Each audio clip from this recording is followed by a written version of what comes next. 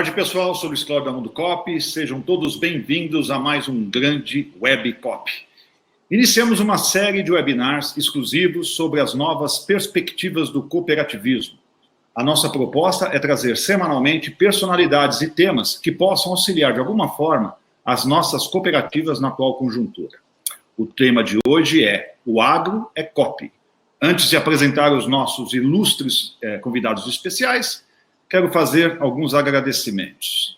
Agradecer a equipe Mundo Cop, os nossos amigos, parceiros e patrocinadores. Sempre acreditaram na nossa missão, que é transformar informação em conhecimento. Nos ajudam a expor o cooperativismo como ele é. Forte, sólido e em franco crescimento, inclusive em momentos de crise. O nosso muito obrigado a todos vocês. 2 recados rapidinho. Vale lembrar que todos os nossos eventos estarão disponíveis no YouTube e demais redes sociais.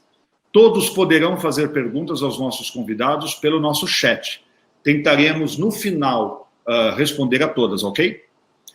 Vamos começar? Ele é engenheiro agrônomo com mestrado e doutorado em administração pela FEA, Universidade de São Paulo.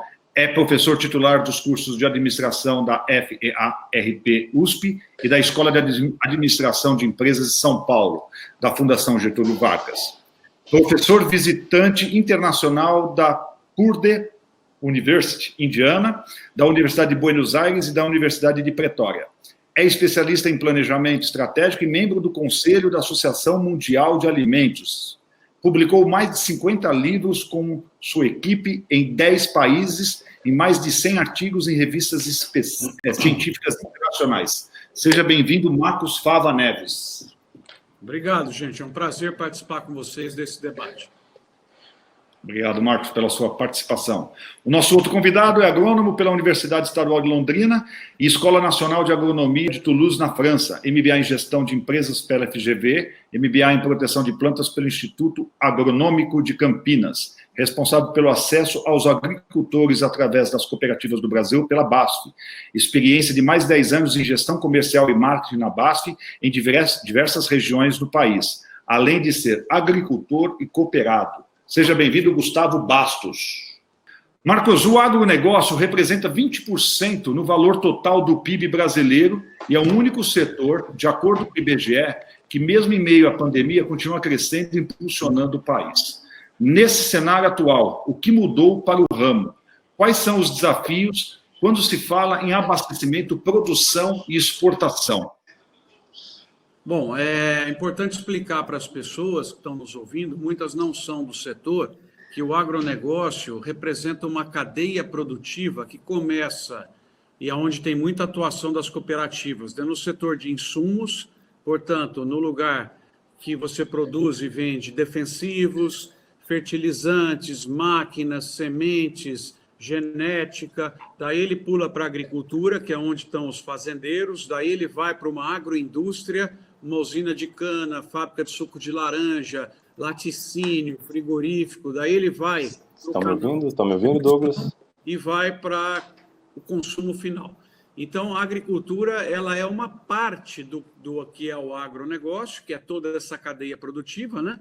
E a agricultura, então, seria o dentro da fazenda, porque muitas pessoas não sabem a diferença entre agricultura e agronegócio. É muito simples. A agricultura dentro da fazenda, agronegócio tem toda a turma do antes da porteira e a turma do pós-porteira até chegar ao consumidor final.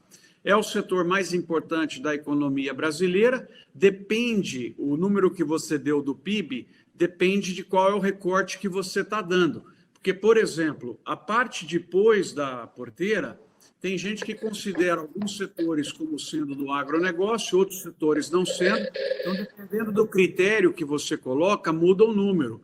Por exemplo, você vai colocar calçadista como agronegócio, você fala, não, mas sapato não faz sentido. Mas sapato é borracha, é couro, né? São produtos todos que vêm do agro. Você vai colocar cervejaria como agronegócio? Então, dependendo do critério que você coloca, o agronegócio pode chegar até a 40% do que é o PIB brasileiro. Então, é o setor que tem o crescimento mais forte na nossa economia. É um setor que esse ano, para vocês terem uma ideia, o que nós vamos gerar de agricultura, lavoura e pecuária multiplicado pelo preço, vai dar 720 bilhões de reais. Isso dá praticamente 2 bilhões de reais por dia. E se você considerar as exportações, que estão sendo muito boas esse ano, surpreendentemente, quando começou a pandemia, nós todos ficamos muito preocupados com o que aconteceria, as exportações devem chegar a 100 bilhões de dólares. São 500 bilhões de reais, ou 470, a depender do câmbio. Isso também dá mais de 1 bilhão de reais por dia, 1 bilhão e 300 milhões. Então, a agricultura tem ajudado muito, o que eu costumo, nesse momento de pandemia, dizer, a ajudar o Brasil na sua imunidade, porque você tem a geração do caixa.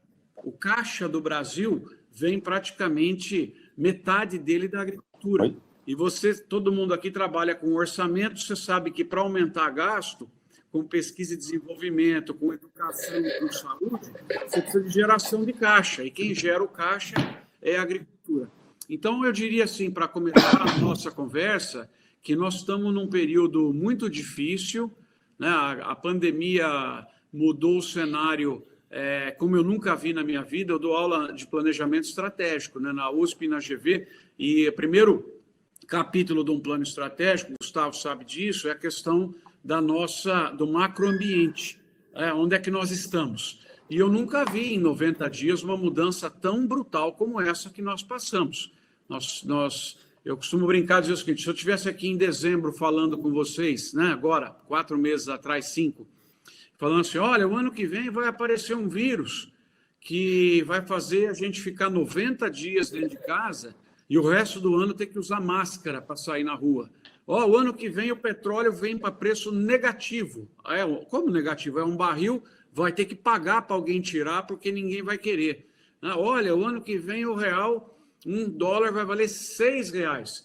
Eu acho que as pessoas entrariam aí no site, desligariam, falam, o pessoal, o Mundo Coop acabou conectando com algum hospício e tem alguma pessoa falando aí, está estragando toda a nossa live, né? Mas veja, tudo isso aconteceu.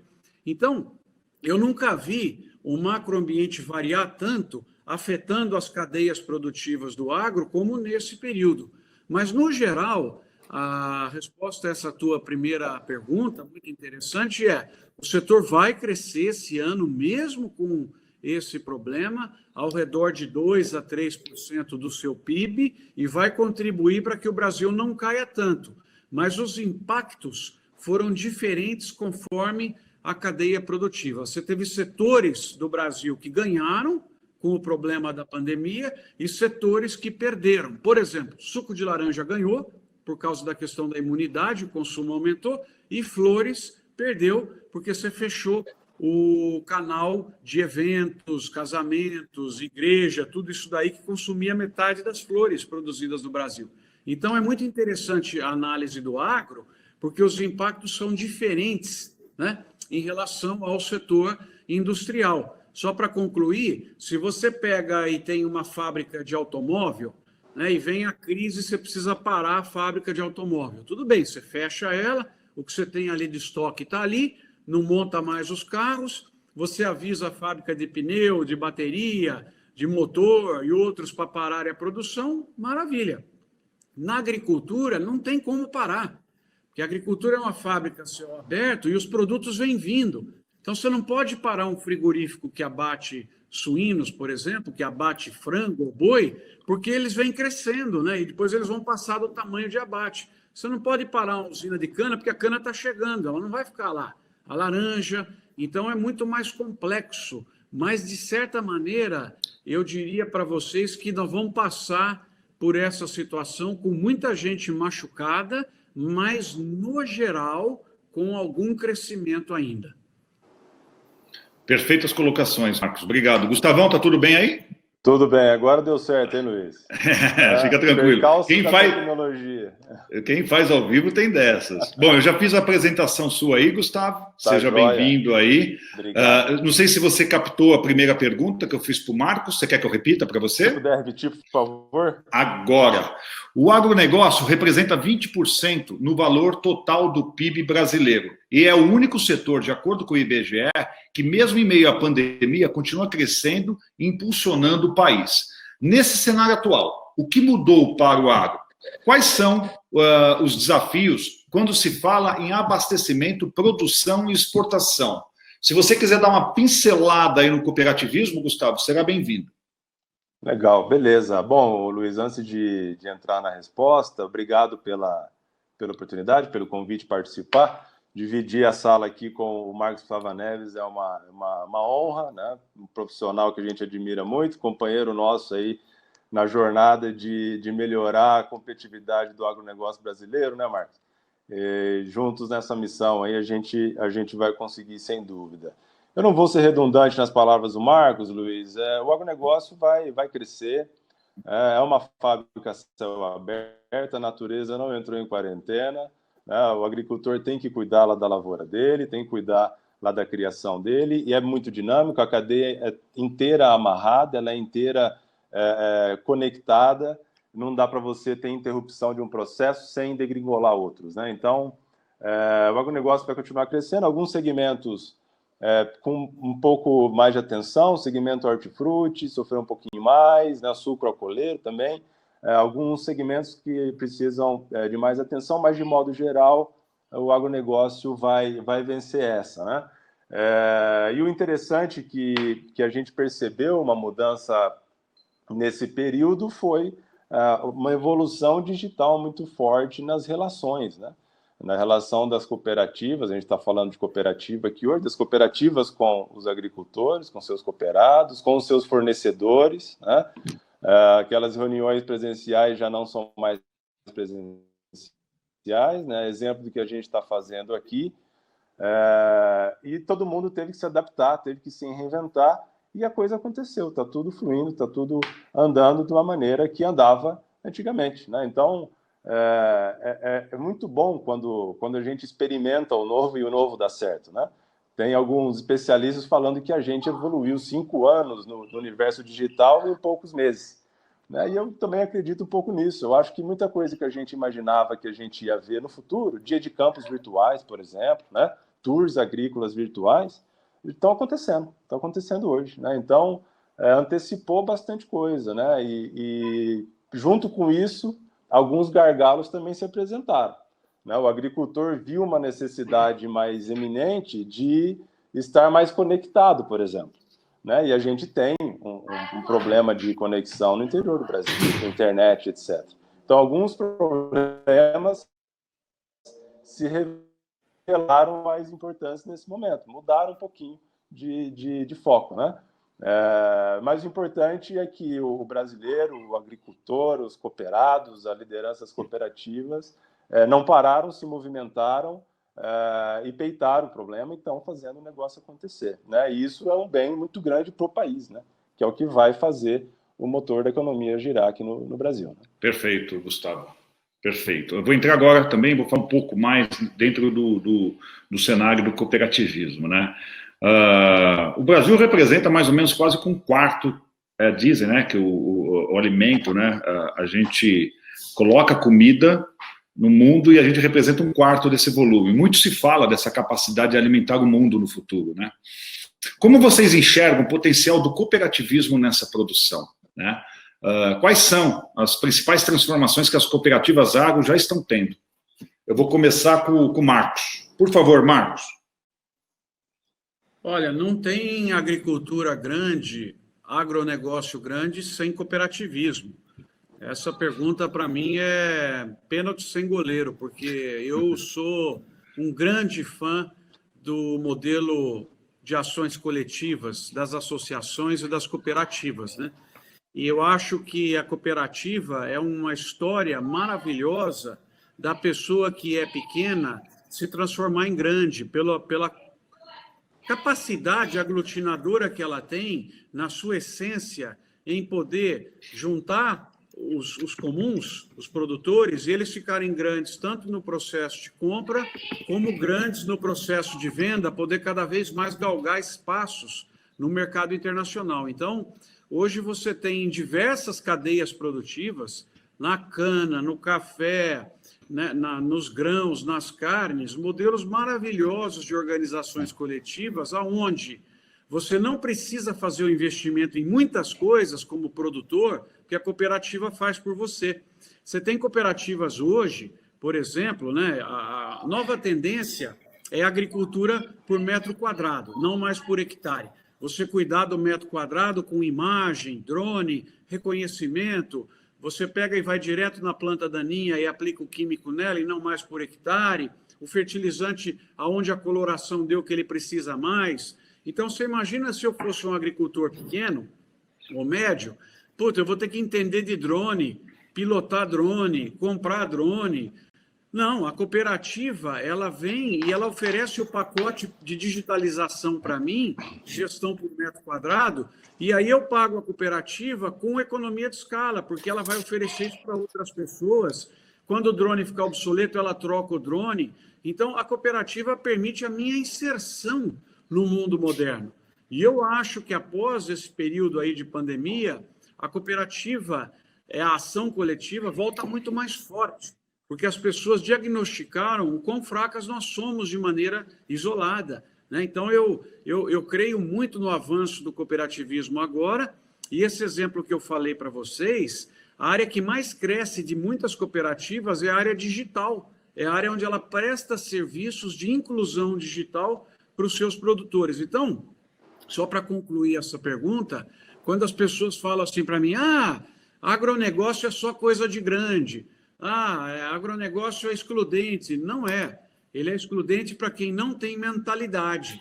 Para quem tem mentalidade, a cooperativa é o jeito da pessoa ficar grande, ficar gigante e poder efetivamente jogar o jogo mundial. Então, para qualquer um hoje, é possível ser grande. Basta você entrar num clube ou entrar na cooperativa, que é o que nós estamos conversando aqui hoje. Então, ela é um mecanismo sensacional. É o socialismo que deu certo, porque você tem lá a ação coletiva, você tem o pequeno se juntando e se tornando grande, e você tem o pagamento por mérito. Ou seja, quanto mais você usou, mais você vai receber ao final, quando ela distribuir as sobras. Não é aquela coisa de pegar carona, que é maravilhoso hoje. Esse modelo funciona, né? Esse modelo funciona.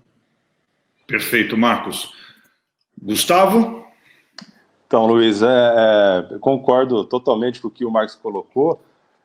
Quero complementar com duas reflexões aqui. Você falou do Brasil como o grande alimentador do mundo, né? E é isso mesmo, né? A produção de alimentos no mundo ela é muito concentrada. Hoje, 5 países do mundo detêm 40% dos hectares agrícolas do mundo. O Brasil está lá no meio. Mas a diferença que a gente tem dos outros países é que a gente usa somente aproximadamente 9% do nosso território para isso. A gente tem um espaço muito grande ainda para avançar em extensão de produção, né, de ampliar as nossas fronteiras agrícolas. Né? Os Estados Unidos, por exemplo, 18% do território dele é cultivado. Quando a gente vai olhar para a Europa, 60% da Europa, do território, é dedicado para a agricultura. Né? Então, olha o tamanho da oportunidade que a gente tem no Brasil. Né? É um país que tem um clima extraordinário, né? Um clima tropical, traz seus desafios, mas, por outro lado, traz uma série de benefícios positivos, né? Para o desenvolvimento da agricultura. E, no outro lado, a gente tem um outro grande desafio, que é a gente homogeneizar as nossas produtividades no Brasil. A gente ainda tem uma dispersão muito grande. Né? Você tem agricultores que produzem 100 sacos de soja por hectare e você tem agricultores que produzem 40 sacos de soja por hectare ainda. Né? E como que a gente pode fazer isso de uma maneira sustentável? Né? Homogeneizar, puxando a régua para cima, de forma que a gente produza ainda mais no mesmo hectare. Né? Existem algumas iniciativas para isso, como do SESB, por exemplo, né? Vocês conhecem, né? O Comitê Estratégico da Soja no Brasil, que desafia os agricultores a produzirem cada vez mais. Né? Então, a gente tem essas duas grandes frentes. Para a gente fazer isso de forma efetiva, a gente precisa de pessoas comprometidas, né? Skin in the game, pessoas que entendam disso, né? Que estejam preparadas para isso, né? E que consiga trazer uma relação de confiança para toda a cadeia. E as cooperativas têm isso. Elas criaram, ao longo do tempo, essa relação de confiança com os fornecedores, com o agricultor, né? Com o quadro de colaboradores, né? E no Brasil a gente já é muito bom, né? A gente já é o primeiro produtor de soja, O Marcos tem uns números mais afiados que eu, mas é o primeiro produtor de soja, primeiro de suco de laranja, o Marcos comentou, é o primeiro de açúcar, é o primeiro de aves de corte, enfim, a gente tem já, o Brasil já é um grande potencial, né? Já é um grande provedor de alimentos. E você comentou um pouco sobre transformação do cooperativismo, né, Luiz? Isso. Eu queria entrar um pouco nisso. As cooperativas, a gente está vendo elas se reinventarem agora, mas elas são boas em fazer isso, né? Quando a gente olha a evolução do cooperativismo no Brasil, desde lá, 1900, teve uma primeira época lá, uma primeira fase que cada cooperativa tocava o seu negócio de forma autônoma e vivia ali representando os agricultores de um grupo fechado. Depois mudaram porque foi criada uma representação nacional, foi criada a OCB na década de 60, em 69, né, e começaram a se organizar, conseguiram um regime jurídico exclusivo, sem interferência do Estado, enfim, começaram a atuar de uma maneira diferente no país. E aí é fato que uma terceira fase que elas também tiveram que se redescobrir, que foi um período de desafios econômicos para o país, na década de 80, de 90, né? As cooperativas sentiram bastante isso, né? Principalmente o acesso a crédito, nessa época surgiu o crédito rural, por exemplo. E depois disso teve uma fase de retomada, né? Que foi os anos 2000 para frente, né? Que veio lá com o Recop, né? Depois outras linhas, e por último agora a gente está vendo uma fase de verticalização das cooperativas, bastante intenso, né? E isso entra um pouco no que a gente falou lá do fora da porteira, que você comentou, Luiz. De fato, né? O fora da porteira, a gente conseguir agregar valor na verticalização da produção é o que vai nos trazer mais divisas, né? Não tem sombra de dúvidas quanto a esse tema. E as cooperativas estão capitaneando esse processo aqui no Brasil quando a gente olha no segmento agro, né? Enfim, então, acho que as cooperativas passaram por uma série já de transformações, né, desenvolvendo suas equipes. Hoje, o nível de profissionalização das cooperativas é altíssimo, né? A gente viu uma crescente nisso muito forte nos últimos anos, né? Com profissionais de alto gabarito fazendo a gestão da cooperativa, e isso é muito bom, é bom para todo mundo. É bom para o cooperado, porque melhora os resultados das cooperativas, isso volta para ele. É bom para os fornecedores, que têm mais segurança de fazer os seus investimentos e avançar. É bom para todos, né? É bom para toda a cadeia, né? E bom, logicamente, para o Brasil. Você me fez lembrar, Gustavo, de um amigo não, um colega, que não faz muito tempo, não, ele disse o seguinte para mim: poxa, como andam as cooperativas do agro? Já estão aposentando as planilhas de Excel? Quer dizer, é brincadeira, né? Quer dizer, eu falei para ele até, vou te levar um dia para você conhecer uma cooperativa, para você ver o nível de tecnologia que é colocada dentro de uma cooperativa, para você ter uma ideia, né? Mas bacana as suas colocações, inclusive resgatando... Não, e resgatando essa história lá de 1902, né? Quando se criou a primeira cooperativa aqui no Brasil. Maravilha. Exatamente. Olhando pelo viés da indústria da tecnologia, que você falou de tecnologia, como vocês avaliam o papel das cooperativas agropecuárias? Eu sei que vocês já deram uma pincelada aí, mas qual a importância do acesso a essas tecnologias no meio rural? E como isso tem impactado verdadeiramente o desenvolvimento no país? Vou começar com o Gustavo agora. Beleza, vamos lá. Isso para nós é importantíssimo, Luiz, esse tema de tecnologias através das cooperativas, né? Muito importante. A gente tem hoje no mundo um hectare trata de 4 pessoas, né? Serve 4 pessoas. Isso é um número bom, só que a gente tem 2 temas na mesa bastante grandes, né? A gente tem um tema ainda muito forte de desperdício de alimento no mundo, né? 30%, praticamente 30% de tudo que é produzido é desperdiçado, seja no campo, seja nas nossas casas, nas logísticas, enfim. Isso é um desafio que a gente tem, mas, por outro lado, a gente tem uma necessidade iminente de produzir mais, né? Nos próximos 30 anos, a gente vai ter 2 bilhões de pessoas a mais no mundo, né? Vai ter que alimentar esse pessoal. E a gente, para fazer isso, a gente vai ter que aumentar os nossos níveis de produtividade, né? E não tem como você falar de incremento de produtividade sem falar de tecnologia. Elas andam de mãos dadas, né? Quando a gente olha, por exemplo, na década de 70, a gente tinha no Brasil 27 milhões de hectares de grãos, né? E a gente produzia mais ou menos 29 milhões de toneladas. Né? Em 2018-19, a gente fechou com mais ou menos 57 milhões de hectares, nós crescemos 100 e pouquinho por cento, só que a nossa produção foi para mais de 200 milhões de toneladas. Né? Então, aumentou quase 600%. E como que a gente fez isso? A gente cresceu na mesma área, né? A gente conseguiu avançar, produtor brasileiro, isso é um mérito do agricultor brasileiro, das cooperativas e toda a cadeia, né, como fornecedor de tecnologia, fizeram isso de uma maneira bastante consciente, né? E a cooperativa, ela tem uma capacidade muito grande de catalisar todas essas tecnologias que são disponíveis para o agricultor e transformá-las em algo mais palatável, algo que o agricultor consiga, de fato, empregar lá na fazenda dele, né, lá na propriedade dele. E, eventualmente, a tecnologia isolada não teria o mesmo valor. A cooperativa, por acessar tudo isso, ela consegue ordenar, ela tem um conhecimento de causa muito profundo, por entender a mentalidade do agricultor e levar para ele aquela solução mais adequada, aquela tecnologia mais adequada. E o que o Marcos comentou há minutos atrás, que as cooperativas estão capitaneando fortemente esse processo de digitalização, por exemplo, né, que é uma das vertentes tecnológicas, né, da agricultura, mas também tem uma preocupação e uma ação muito forte com tecnologias de produtos químicos, biológicos, traits, variedades de sementes, enfim, né, tudo que compõe a esfera ali, a dinâmica de uma propriedade do cooperado. Né? Então, sem dúvida, as cooperativas têm um papel fundamental, Luiz, para emprego de tecnologia no campo, para gerar valor para o agricultor e esse valor ser distribuído ao longo da cadeia. Obrigado, Gustavo. Professor Marcos? Então, eu acabei comentando um pouco essa pergunta na anterior, quando eu falei da agricultura por metro quadrado. Se eu puder, então, complementar com outros pontos, além dos que eu já tinha dito e o Gustavo falou, acho que um papel muito relevante hoje para a cooperativa, e eu não abordei adequadamente na sua primeira pergunta, Luiz, é a questão da agregação de valor adiante na cadeia produtiva.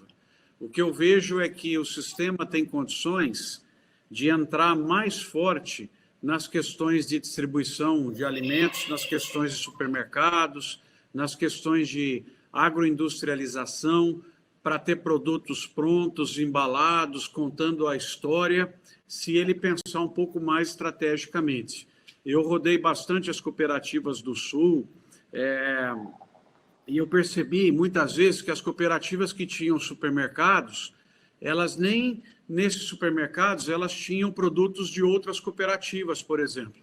Então, o que eu acho que caberia agora, pós-pandemia, é o cooperativismo dar mais um salto, subir mais um degrau, no sentido de ação coletiva entre as cooperativas. Eu acho que esse ponto, se eu pudesse dar uma pequena contribuição, eu sei que vocês estão pensando nisso, muita gente está lutando por isso, mas eu acho que essa agenda tem muito para crescer, sabe? Unificar essas bandeiras, deixar um pouco aquela questão do seu espaço, pensar na agregação maior. Eu acho que tem muita possibilidade para o cooperativismo chegar do ladinho do consumidor, se ele trabalhar mais cooperativamente. E eu ressalto uma coisa que tem incomodado, eu tenho batido nessa tecla desde fevereiro de forma mais pesada, também na arena internacional. Eu acho que as cooperativas merecem uma pequena crítica minha, apesar de tudo que elas estão fazendo, trabalho sensacional dessas gigantes que nós temos, eu pensaria em um passo mais além e montar uma central de vendas, tipo, entre aspas, uma Copersucar. O que eu tenho visto muitas vezes é que as cooperativas ficam com esforços de exportação, chegando lá fora, brigando umas com as outras lá no mercado externo, dando desconto, quando, na verdade, elas poderiam ter uma oferta mais unificada e jogar o jogo mundial como gigante. Todos vocês conhecem um exemplo lá da Nova Zelândia. A Nova Zelândia tem uma empresa cooperativista que é responsável por 96%, 97% da exportação de leite da Nova Zelândia. Então, não tem briga entre empresas da Nova Zelândia perante o mercado chinês, o mercado indiano ou outros locais que eles atendem. Lá eles têm uma só. E eu acho que se eu pudesse dar uma pequena contribuição para o cooperativismo nesse momento, eu acho que no Dentro da Porteira estão fazendo um belíssimo trabalho, no Antes da Porteira, com a questão dos insumos, fazem um belo trabalho, mas uma agenda estratégica no pós-porteira do cooperativismo, agora era a hora de pensar maior um pouco, de pensar em aglutinar, ter força, contar história, negociação única, jogar o jogo mundial. Esse exemplo da Nova Zelândia, Marcos, muito bem lembrado, eu ia até falar sobre ele também, né? Que, se eu não me engano, eram 8 cooperativas de leite, né? Que cada uma exportava da sua maneira. E as 8 se uniram e criaram uma empresa, né? Um representante legal que cuida dessa parte, dessa exportação para o mundo. Aqui no cooperativismo, a gente chama isso de intercooperação, né? É o 6º princípio, né, do cooperativismo, né?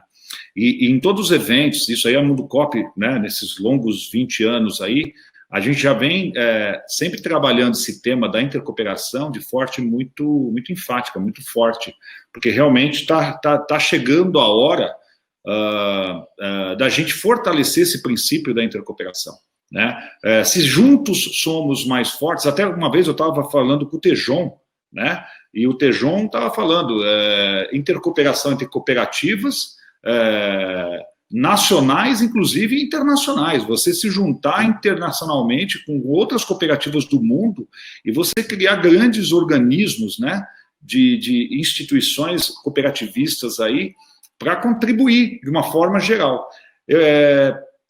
Eu acho que a pandemia, e a gente tem acompanhado isso, chegou com força nessa questão. Então, hoje, quando você fala de intercooperação, parece que as pessoas estão parando um pouco mais para atender essa demanda. E eu não tenho a menor sombra de dúvidas, né? O cooperativismo ele nasceu de uma crise, né? Se você for pegar 1844, crise, Revolução Industrial, surgiu o cooperativismo ali.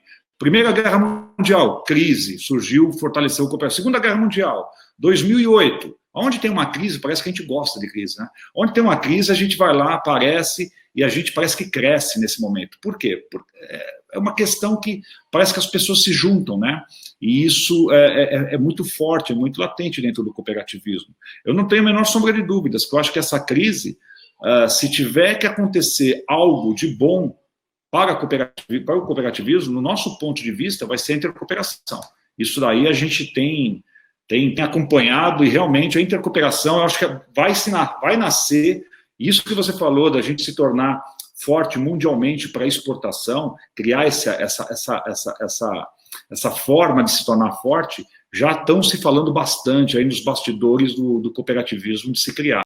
Então, eu acho que vai ser uma questão de tempo desse formato ser mais forte dentro do nosso setor. Mas muito bem observado, viu, Marcos? Deixa eu só complementar para ficar bem claro. Meu sonho era ver todo o oeste do Paraná, Santa Catarina. Já pensou se a exportação de frango, de suínos, fosse feito por uma empresa cooperativista? Qual é o share que essa empresa não ia ter do mercado mundial? O quanto ela não ia ser respeitada? O quanto que ela não poderia compartilhar de ativos que hoje estão com duplicidade, que estão com estrutura ociosa? Se juntasse tudo, você teria uma estrutura mais eficiente e muito mais poderosa. Então, o cooperativismo do Sul, por exemplo, ele tem uma empresa vendedora, é outro padrão.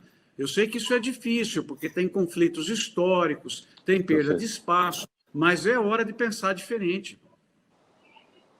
Perfeito, Marcos, perfeito. E a gente vai dando essas notícias. Realmente, essa semente faz parte do 6º princípio, está lá, escrito, bonito, mas eu acho que a gente precisa tirar um pouco mais do papel. Eu acho que agora eles começaram a perceber que precisam realmente fortalecer esse 6º princípio. Pessoal, a agricultura... Complementar não um deve. ponto, Luiz. Tem modelos vencedores, né, de intercooperativismo. Tem. Já acontece, né, nos Campos Gerais, tem um modelo bacana, lá em Santa Catarina tem um lá também. E a intercooperação não precisa ser full, né? Você juntar 2 cooperativas e transformar em uma coisa única. Você pode intercooperar em atividades. Um projeto.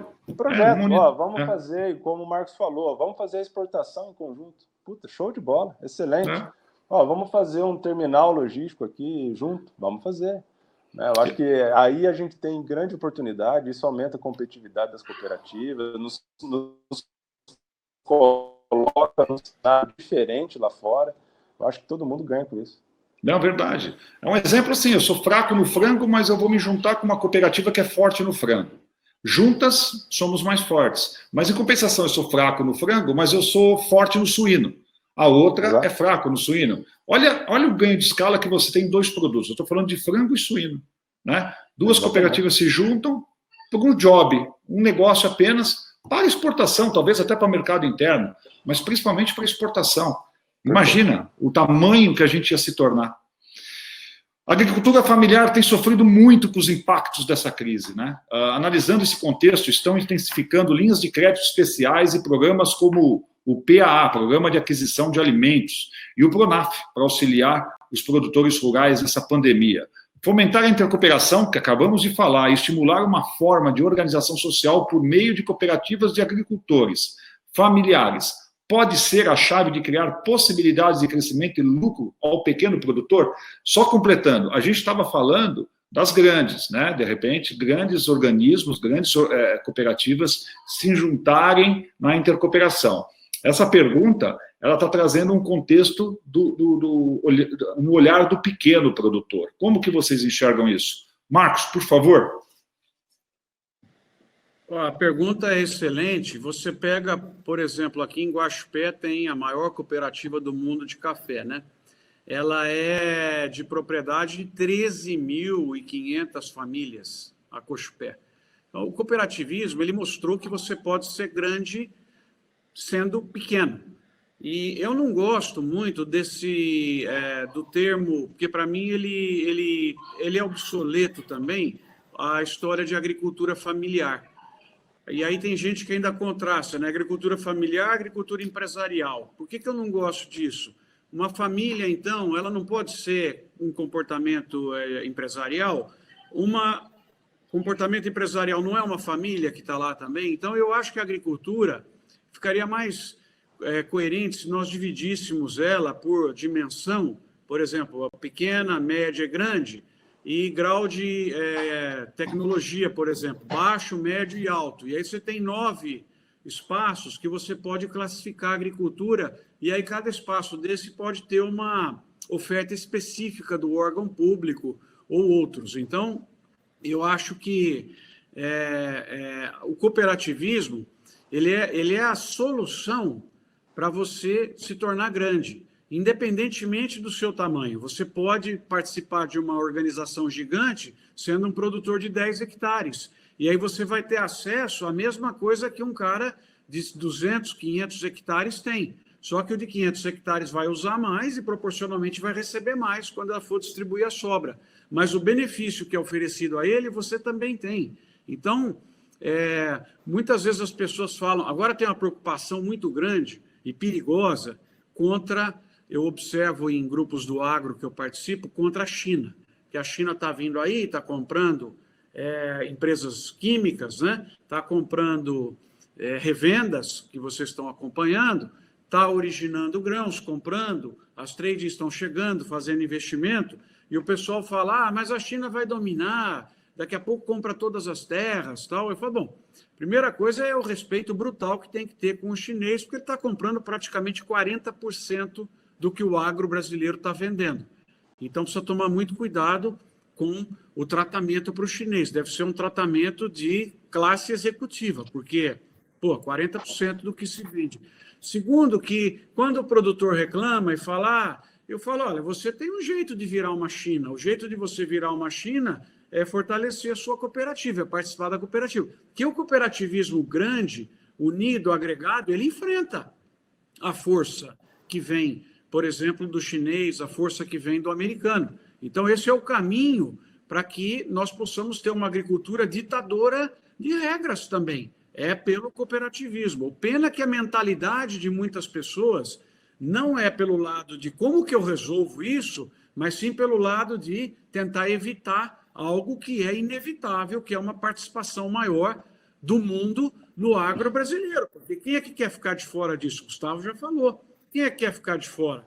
desse crescimento que nós vamos ter nos próximos 10 anos. Próximos 10 anos, o Brasil vai agregar 10 milhões de hectares novos para a produção. E esses 10 milhões estão aí já em pastagem degradada, não precisa avançar nada na questão da cobertura que o país tem hoje, que é exemplo mundial de sustentabilidade. Quem é que não quer participar disso? Quem é que não quer montar infraestrutura logística para poder passar esses grãos e cobrar pedágio? Quem é que não quer montar porto? Então está todo mundo de olho.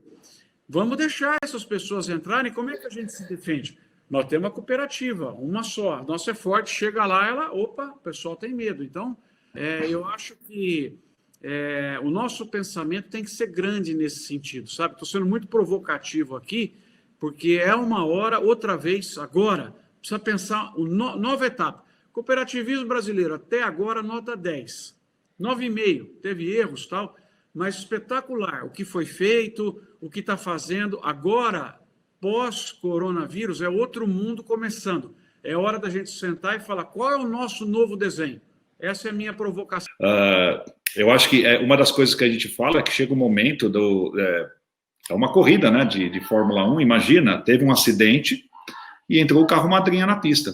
Todos nós estamos partindo de um zero. Eu acho que é uma grande... E nesse sentido, eu vejo o cooperativismo um passo à frente, né? O que a gente não pode achar é que nós estamos muito à frente. Nós estamos, eu acho que, um detalhe à frente, né? Eu acho que rever esse planejamento estratégico para dar esse grande salto, eu acho que agora a gente precisa, as cooperativas precisam começar a trabalhar. Fizeram bem o dever de casa até agora, né? Se você pega o cooperativismo, 50% do PIB do agronegócio brasileiro vem de cooperativa. Somos um número de respeito, mas eu acho que a gente pode ser 60%, quem sabe 70%, né? Eu acho que depende das cooperativas pensarem dessa forma. Perfeito. Gustavo, por favor, e os pequenos, como ficam nessa intercooperação? Ô Luiz, você falou bastante coisa, o Marcos também. O pequeno, a saída do pequeno é se associar, né? Ele não tem muito outra escolha, né? Para ele garantir competitividade na atividade dele, garantir escoamento da produção, que é um desafio para o pequeno, garantir acesso a crédito, que também é um desafio, ele precisa se tornar grande. A única forma dele fazer isso é através da cooperação, ele se cooperando alguma cooperativa, criando uma associação e se desenvolvendo. E esse é o berço das cooperativas, né? Você bem colocou, né? Em 84, lá, 28 pessoas fundaram uma cooperativa, primeiro, né? Num momento difícil. Depois de 12 anos, já tinha 3 mil cooperados, o capital social tinha saído de 29 libras para mais de 150 mil libras. Né? Quer dizer, deu muito certo. É um modelo que, quando bem conduzido, ele dá muito certo. Né? E a evolução disso é o que a gente estava falando até agora há pouco, que é a gente desenvolver ainda mais a intercooperação, que é a segunda parte da tua pergunta, que é a continuidade desse processo, sem sombra de dúvidas. Tá? Obrigado, Gustavão. Quer fazer alguma consideração, Marcos? Beleza? Posso continuar? Não, manda bala aí. A sorte é que o Gustavo não viu que nós falamos mal dele, né? Na hora que ele caiu. Não, ainda bem. Ainda bem, sempre cai na hora certa, né?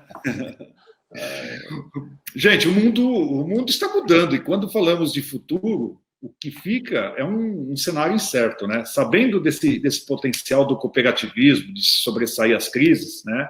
Que nem eu comentei anteriormente, como vocês acreditam que as cooperativas e o movimento cooperativista estarão daqui a alguns anos, né? A gente falou que elas têm o que elas têm que fazer, mas o agro seria um grande aliado econômico? Marcos, por favor. Eu vou focar essa parte em coisas que eu não falei ainda para não ser repetitivo. A vida da cooperativa muda demais a partir de agora, primeiro porque eu participo aqui muito próximo da Credit Citrus, que é uma cooperativa de crédito, e converso bastante com eles. O que aconteceu de digitalização nesse período, para muitas empresas, era o que ela esperava em 4, 5 anos, né? E você tem um avanço que vai possibilitar o produtor estar dentro da cooperativa sem sair de casa. Então, eu tenho visto muitas assembleias agora online com participação muito maior.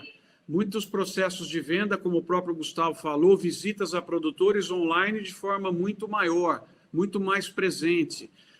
O próprio diagnóstico de lavouras sendo feito online. Então, as pessoas acostumaram tanto à questão do home office e à questão do digital, que a cooperativa, a partir de agora, aquela questão que ela tinha de problema de comunicação, problema de pouca participação, aquilo vai diminuir demais, porque a pessoa entra rapidinho ali e ela está participando. Nós estamos organizando lives aí com 1.000 pessoas, 500 pessoas, e depois esse filme é visto por 5.000, 10.000. Impressionante, porque facilitou a vida das pessoas. Então, eu acho que essa experiência de 90 dias até então que nós tivemos, ela tende a ajudar muito a cooperativa, porque nós temos vindo aí um neocoletivismo, as pessoas muito mais propensas à ação coletiva, nós temos vindo aí um engajamento muito maior em causas, e o cooperativismo é uma causa nobre, deliciosa de ser contada para outras pessoas.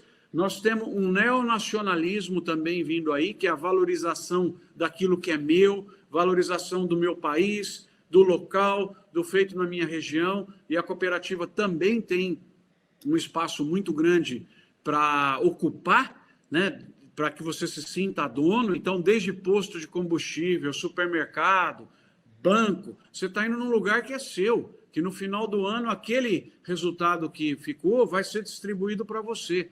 Então, eu acho que a cooperativa está agora num momento de pênalti sem goleiro. É só rolar a bola para o gol e aumentar o share dela, a participação dela na sociedade, que não pode dar um chutão por cima da trave. É só rolar que a bola vai. Então, eu, mais uma vez, os líderes cooperativistas, muitos amigos meus, vocês estão perante um desafio fundamental agora, que é o seguinte: sobe um degrau, porque o ambiente está propício para fazer isso. Gustavo, você, por favor. Ô, Luiz, eu concordo com o Fava Neves em número, gênero e grau. Acho que as cooperativas estão com uma oportunidade agora gigantesca, né? O mundo está mais coletivo, né? As pessoas estão se interagindo mais, né? Estão se envolvendo mais, né? E isso vai de encontro com o cooperativismo na veia, né? Coisas que o cooperativismo já falava lá atrás, a gente está vendo ser repetido hoje na mídia, né? Então, tá com a faca e o queijo na mão. Acho que é uma oportunidade muito grande, mas precisa de uma organização para isso acontecer na prática, né? Para isso ser implementado e colher frutos desse movimento, né? As cooperativas, Luiz, voltando para a pergunta aqui, o core da pergunta, né? Eu acho que o cooperativismo vai continuar avançando. Eu acho que o entendimento das pessoas quanto ao conceito cooperativista, eu acho que vai avançar, né? Ainda é muito baixo, né? A OCB fez uma pesquisa recentemente sobre isso. Ainda é baixo, né? As pessoas não conhecem muito ainda o cooperativismo. Isso tem melhorado, mas ainda é baixo. Tem uma oportunidade para isso, né? A agricultura, olhando aqui para o segmento, para o ramo agropecuário do cooperativismo, a agricultura está passando por um processo de intensificação de tecnologias muito forte, né? Muita coisa nova surgindo, né? E para isso ser implementado no campo de forma eficiente, de forma a trazer valor para o agricultor, precisa de pessoas que entendam disso e estejam comprometidas. A gente vê isso nas cooperativas, né? Então, esse é um diferencial que as cooperativas têm, essa capacidade de conseguir orquestrar essas coisas, né? E se o agro é vital para o Brasil, isso aí a gente já respondeu ao longo das perguntas, né? 20% do PIB hoje, né? 20% do PIB, com 9% do território, né? Com um clima excepcional, com um território que dá para a gente expandir em cima de área degradada, de pastagem degradada, como o Marcos colocou. Vamos continuar preservando lá, a Amazônia está tudo certo, tem pasto degradado para a gente reformar. Só que para isso tem tecnologia, integração lavoura-pecuária, modelos agro-silvo-pastoris. E isso precisa de pessoas que dominem essas técnicas, né? E as cooperativas fazem isso com maestria, e elas têm uma grande oportunidade, como o Marcos colocou, da gente capturar valor para fora da porteira, que é onde está 70% da riqueza do agronegócio. É aí que o leite vai sair daí. 70% do valor do agronegócio está fora da porteira, é a verticalização. Se a gente quer trazer mais riqueza para o nosso país e avançar e melhorar a situação dos nossos agricultores aqui, é o caminho que a gente deve trilhar. Tá? Mas o futuro para a cooperativa é muito positivo, desde que elas aproveitem a oportunidade que está aparecendo agora. Tá pênalti sem goleiro, né, Marcos? Pênalti sem goleiro. É só não dar chutão, cara. Não vamos dar chutão. Só não isolar a bola. Essa foi boa, eu gostei dessa. Vamos às perguntas. Estou tomando uma aula aqui de vocês dois. Vamos às perguntas aqui, gente. Que a gente já está com, quase estourando, mas não tem jeito. Falar de coisa gostosa dá nisso mesmo, a gente passa o tempo. Rodrigo Saad Rodrigues pergunta o seguinte: numa visão de escalabilidade de negócios digitais com o mercado agro, é o caminho mais inteligente a conexão com as cooperativas antes dos produtores? Vou começar com o Marcos, que o Gustavo respondeu agora. Eu acho que sim. Vou responder bem rápido para você poder abraçar mais perguntas aí, se tiverem.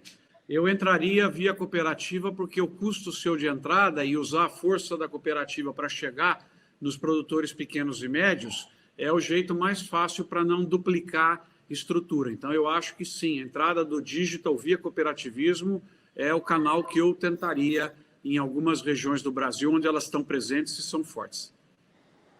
Em complemento ao Marcos, concordo, e as cooperativas têm uma vantagem de conseguir, eu já coloquei isso numa outra resposta, de congregar todas essas tecnologias e transformá-las em algo que o agricultor consiga absorver e empregar na fazenda dele, né? Elas têm o conhecimento de causa para fazer isso, então acho que é o caminho também. Eu vejo que as perguntas, elas têm... Vocês praticamente responderam, vocês são tão bons que vocês respondem a pergunta antes das pessoas fazerem.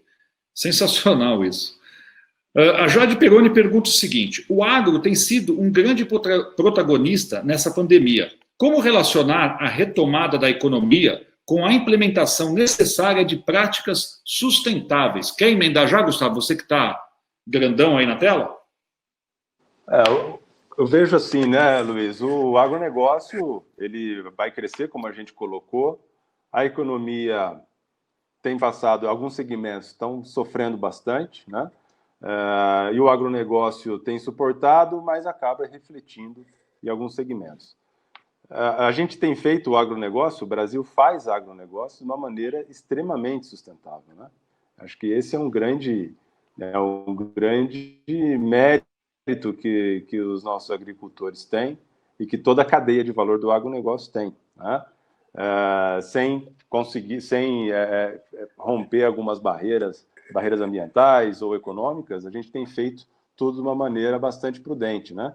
E as cooperativas apoiam esse processo e fazem esse processo junto com os agricultores, né? Grande parte da retomada econômica do Brasil, sem dúvida nenhuma, vai passar pelo agro. Como o Marcos colocou, dependendo do ângulo que a gente olha, o agronegócio no Brasil, ele está em 40% do PIB, não nos 20%. Né? Depende de como que você avalia. Né? Então, imagina, é quase metade da riqueza do país. Não tem como você recuperar um país se você não fortificar ainda mais o principal segmento, que é o agrícola. Marcos? Eu vou aproveitar aqui, Luiz, fazer uma propaganda gratuita. Eu tenho depois você vai entender por que não é mal fazer isso, porque é tudo de graça, né? Tem um site chamado, uma plataforma, doutoragro.com, que eu queria deixar aberto para as pessoas visitarem. Livros, tudo de graça, e um canal no YouTube com o meu nome, que eu queria que o pessoal das cooperativas também começasse a acompanhar. Por que eu estou falando isso? Que vai sair amanhã, no sábado cedo, nós vamos colocar um vídeo lá sobre uma proposta para o Brasil assumir o posicionamento de fornecedor mundial sustentável de alimentos, bioenergia e outros agroprodutos. E a pergunta dela é completamente dentro desse assunto, porque lá na proposta está o seguinte: nós temos hoje uma potência ambiental, porque é muito difícil outros países atingirem o que o Brasil atingiu na área ambiental, que já foi falado pelo Gustavo. 2/3 do território protegido, 45% da energia de fontes renováveis, Código Florestal mais rigoroso do mundo, programa de biocombustíveis mais denso do mundo, com o RenovaBio, com o share, né, com a participação que o etanol tem na matriz, a cogeração de eletricidade. E se você sai fora do Brasil e você pergunta na área ambiental, pesa negativamente para o nosso posicionamento como fornecedor mundial sustentável de alimentos e outros produtos, como eu disse aqui. Então, a nossa agenda agora, dentro do que ela comentou, é exatamente essa. Nós temos que pegar a Amazônia, tirar do lado negativo da equação do Brasil, que ela entra hoje, e jogar para o lado positivo. Então, quais ações são necessárias para... Amazônia, logo, Amazônia, brasileiros de origem indígena, isso é um super potencial que o Brasil tem, riqueza cultural, toda aquela coisa histórica, isso aí também é ponto positivo e entra na equação de um jeito negativo. Então, eu acho impressionante que o Brasil está sentado em recursos que seriam diferenciais para conseguir um posicionamento internacional e eles entram prejudicando a nossa imagem. Então, a primeira coisa a fazer é o seguinte, vamos inverter. Esses recursos pula do lado negativo para o lado positivo. E aí sim, a agricultura brasileira, com sustentabilidade, vai ajudar cada vez mais o país a sair da situação onde ele está. Esse posicionamento está aberto para a nossa sociedade, ele é importante, porque eu posso ficar... né? Eu não tenho arsenal nuclear, eu não tenho isso, mas eu tenho alimento. Quer dizer, a pessoa fica sem bomba atômica, mas não fica sem comida. Quer dizer, o Brasil vai galgar uma posição no mundo de grande respeito, porque ele é o cara que coloca a comida na mesa das pessoas em outras partes do mundo.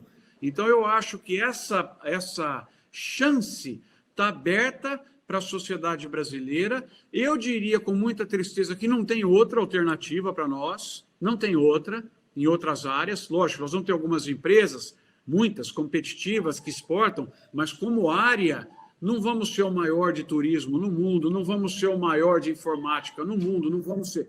Nós podemos ser o maior de alimentos no mundo. E, para isso, nós temos que olhar com muito carinho a questão ambiental, porque agricultura e meio ambiente são irmãos gêmeos na busca pela inserção mundial da sociedade brasileira, pela criação de oportunidades aqui no Brasil, melhor distribuição de renda. Enquanto estiver fazendo assim, porque tem gente que tem interesse que aconteça isso, nós vamos demorar mais para atingir esse posicionamento. Tem que fazer assim, ó.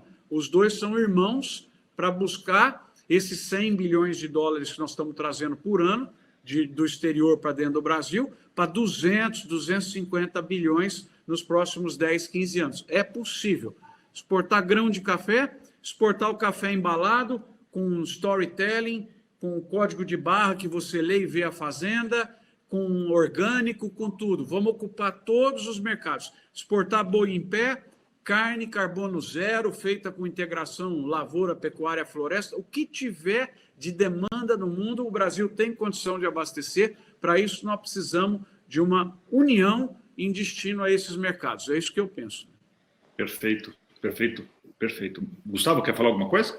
Não, é exatamente isso. Eu acho que o grande desafio em tudo que o Marcos colocou é a gente comunicar isso para a população, né, Luiz? Aí eu acho que você tem uma responsabilidade nisso também, viu, Luiz? Como a revista líder do segmento cooperativista aí, a gente precisa falar disso. Isso que o Marcos colocou, que a gente faz agricultura extremamente sustentável, que a Amazônia tem que entrar do lado positivo da conta.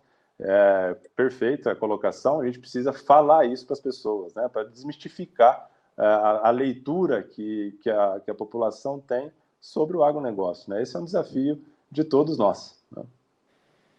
Perfeito. A Mundocop já tem 20 anos. 2 anos e meio para cá, a gente vem intensificando bastante as ações, né, de mídia para fora do sistema, porque a gente entende que a sociedade precisa conhecer um pouco mais do cooperativismo, e a gente tem feito isso. A gente tem participado de uma média de 90 eventos por ano, eventos que não são de cooperativas, tá? Não estou citando os eventos de cooperativa, estou dizendo eventos de forma geral, para levar, não a Mundocop, para levar o cooperativismo, para levar essa doutrina tão forte, e ainda bem desconhecida ainda pela sociedade. Se você pega 20 anos atrás, quando a gente começou lá atrás com a Mundo Coop, falar de cooperativismo, gente, era terrível.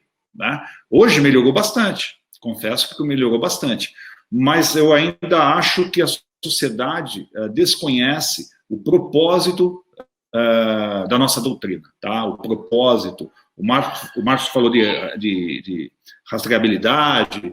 Eu acho que se a sociedade reconhecesse, né? Eu compro, por exemplo, e isso a nova geração tá vindo essa nova geração, que ela vai adquirir produtos por propósito. Eles vão comprar um móvel, eles vão querer saber de onde veio aquela madeira. Isso já é feito. Mas se as cooperativas fossem mais reconhecidas, mais conhecidas nesse mercado, eu tenho certeza que todos nós compraremos um leite de uma cooperativa, por exemplo. Porque você ia saber efetivamente que por trás daquele leite existe várias famílias envolvidas na produção e qualidade e excelência do seu produto. Né? Então tem um propósito. Sabe que a cooperativa, que aquele dinheiro não tem um sócio, são todos que ganham, elas aplicam aquilo na sociedade, no município, na cidade onde ela está instalada, ela reverte aquilo para o social, né? Então também isso pesa na hora de uma escolha, né? E realmente, a gente está fazendo um trabalho, é um trabalho de formiguinha que a gente tem feito, mas eu acredito que falta ainda um pouco do conhecimento, né? A gente sofre do desconhecimento, falta um pouco do conhecimento. Gente, passamos do tempo. Eu queria que vocês dessem as considerações finais, pegando um gancho numa pergunta do Márcio Lemos, quais são as novas fronteiras, para onde as cooperativas vão avançar nos próximos anos. Marcos, a gente está tocando bola, mas a gente precisa fazer gol. O que você diria hoje? Nós tivemos aí quase 1.200 pessoas hoje aqui vendo a gente. O que você diria para esses gestores de cooperativa? Façam agora para o futuro ser melhor. O que você diria aí? E já faz as suas considerações. Por favor, Marcos. Bom, antes de mais nada, parabéns pelo trabalho de vocês. Um privilégio estar conversando aqui nesse final de tarde. Que todo mundo tenha uma noite muito agradável nesse feriado. Vamos ter otimismo que nós vamos sair desse momento terrível que o país está passando, com 3 grandes crises ao mesmo tempo. Vamos aproveitar esse período para ficar melhores, tá? Eu convido vocês a assistir um filminho lá, que eu coloquei de 10 palavras que mudaram a minha vida nesses 90 dias que eu estou nesse espaço aqui. Aproveitem, não desperdicem esse período de meditação.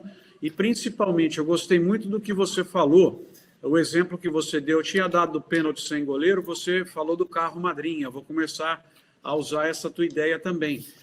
Começou outra corrida, né? Houve um acidente ou houve uma chuva, o carro madrinha entrou bem devagarzinho, todo mundo foi para o box, trocou pneu, pôs combustível, agora é uma nova corrida. Então, você tem uma responsabilidade também de resumir os pontos que eu e Gustavo colocamos aqui de provocação, porque eu espero dos líderes cooperativistas agora que estejam atentos a aproveitar as grandes oportunidades que se abrem daqui para diante para o cooperativismo. E aonde elas abrem, principalmente, é onde elas não estão tão presentes, que é no caminho entre elas e o consumidor final. Eu acho que no caminho entre elas e o produtor, as cooperativas, como eu disse aqui, têm uma nota muito alta. Tem uma enormidade de possibilidades entre ela e o consumidor final de produtos, de combustíveis, de supermercado e de todas essas coisas. E quando eu estou falando enorme oportunidade, não me restringo ao Brasil, me restringo ao mundo inteiro. Então, agora, esses líderes que são meus ídolos, se incomodem. Eu vou cobrar se vocês não fizerem grandes ações nos próximos 5, 6 meses para aproveitar a nova corrida que começou depois que o carro madrinha ou que o vírus entrou aí na parada. Então, boa noite a todos, a você, Gustavo, bom trabalho a todos amanhã, um bom final de semana e fiquem incomodados, porque eu vou cobrar. Gustavo, por favor. Luiz, eu acho que o momento agora é da gente e as cooperativas aproveitarem as oportunidades. Tem muita oportunidade na mesa, é o momento da gente refletir um pouco e recomeçar de uma maneira mais assertiva para o novo momento que a gente está passando, né? O Roberto Rodrigues falou uma frase uns tempos atrás, num bate-papo, que eu não esqueci. Ele falou: Gustavo, a fase romântica do cooperativismo já passou. A gente precisa ir para o jogo, né? As cooperativas têm que se posicionar, têm que avançar, né? Eu acredito muito nisso. Tá aí, as oportunidades estão na mesa, elas sabem a força que tem, sabem as potencialidades que tem, tem parceiros para fazer isso, né? Estou aqui, o Marcos está aí, você está aí, comunicando o cooperativismo para todo o Brasil. Dá para a gente fazer isso junto, né? Dá para a gente se integrar cada vez mais e avançar isso junto. Precisa de uma organização, precisa ser de uma forma integrada, para também não ser um ataque de índio, né? Precisa ser integrado, mas precisa acontecer, precisa movimentar. Fico feliz com a provocação do Marcos Fava. Depois eu falo com você depois de 5 meses, Marcos. Aí você me conta o que você viu aí, já eu também divido com você, de ações que foram feitas aí pelos nossos ícones aí do cooperativismo brasileiro, né? E, Luiz, parabéns pela live, né? Muito gostoso bater um papo aqui com vocês, né? Ao Marcos, muito obrigado, Marcos, também por compartilhar os seus conhecimentos. E a gente está à disposição, tá joia? Obrigado. Mas eu quero agradecer novamente. Vocês sabem que vocês são parceiros. As portas de Mundo Cop sempre estarão abertas para vocês, para quando vocês quiserem falar com a gente, podem me chamar e a gente vai abrir o espaço sempre para que vocês possam participar efetivamente dessa nossa plataforma de comunicação, ok? Quero agradecer as pessoas que participaram com o chat, muitas perguntas, eles meio que já foram respondendo, os caras são tão bons que eles respondem antes da pergunta chegar. Mas outras perguntas que estiverem aqui, eu vou estar encaminhando para eles, e eles vão respondendo, passando para nós, eu vou reencaminhando para as pessoas. Agradecer ao público que ficou em casa assistindo a gente, a equipe Mundo Cop, parceiros, amigos, e a vocês dois por ter ficado comigo aí esse tempo precioso.